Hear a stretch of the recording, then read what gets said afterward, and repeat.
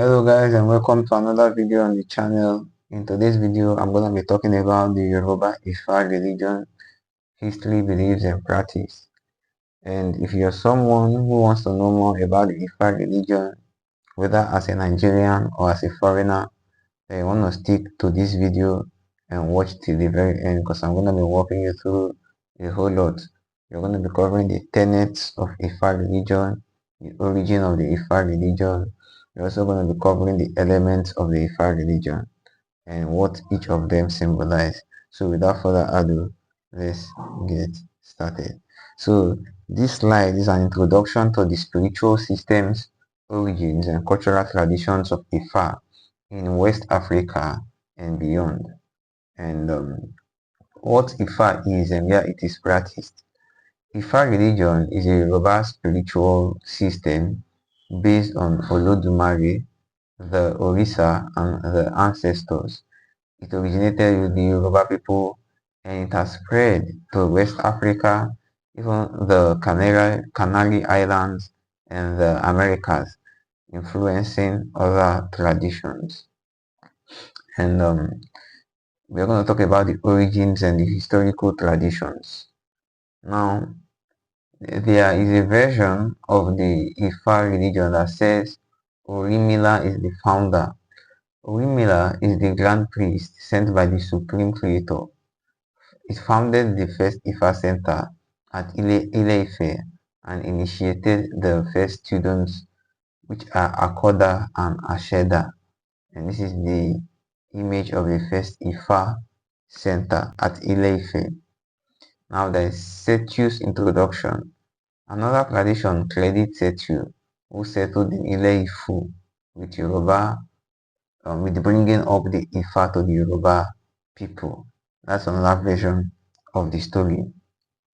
There's a role being played by Aruba. Aruba's law. A third tradition states that Aruba, the eighth Alafin of Oyo, introduced Ifa to the Yoruba community. None of these stories or none of these foundations is wrong, but they are just different variations of how Ifa came to be, especially to the Yoruba people. Now, there are three foundations of Ifa. We have the Olodumare, we have the Orisha, and we have the ancestors. These are the foundations of Ifa tradition or Ifa belief system.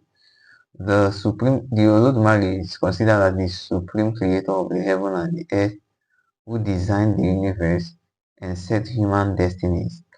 Olodumare is genderless and largely uninvolved in daily human affairs.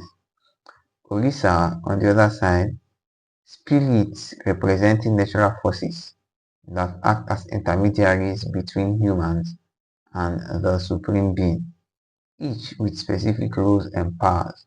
So the Orisa are spirits that represent different natural forces and act as the intermediary between humans and the supreme being. So if you want to connect to Olodumare, you have to connect through different Orisas, and we're going to cover them in the next slide.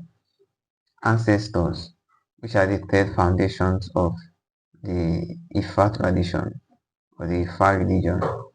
The ancestors are spiritual. These are spiritual presence of forebears who remain part of daily life and to whom communication is a birthright without special ceremony.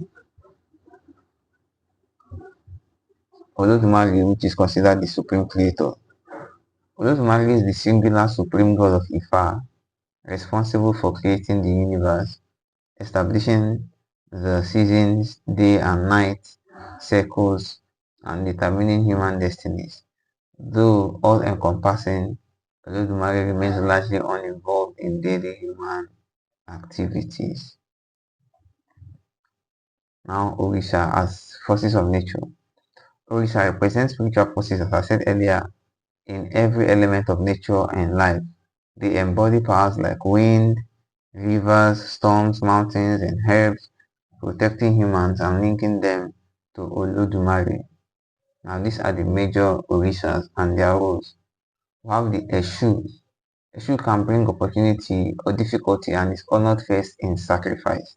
So when an Ifa priest wants to honor the Orishas, he first of all honors the Eshu. Then we have Ogun.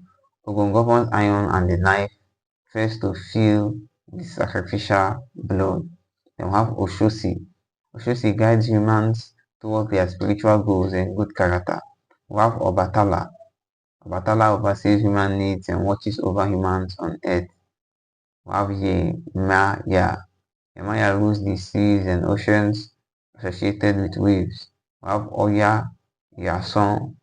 He governs the Niger River and the rainbow colors. So ancestors and everyday connection. Now, communication with ancestors. In Ifa, communicating with ancestors is a birthright and requires no special permission. This connection occurs through remembrance and messages in dreams, keeping ancestry alive in daily spiritual life. Divination, priests, and sacred tools. Divination is central to Ifa worship and conducted by male priests called Babalawos and female priests called Iyanifas.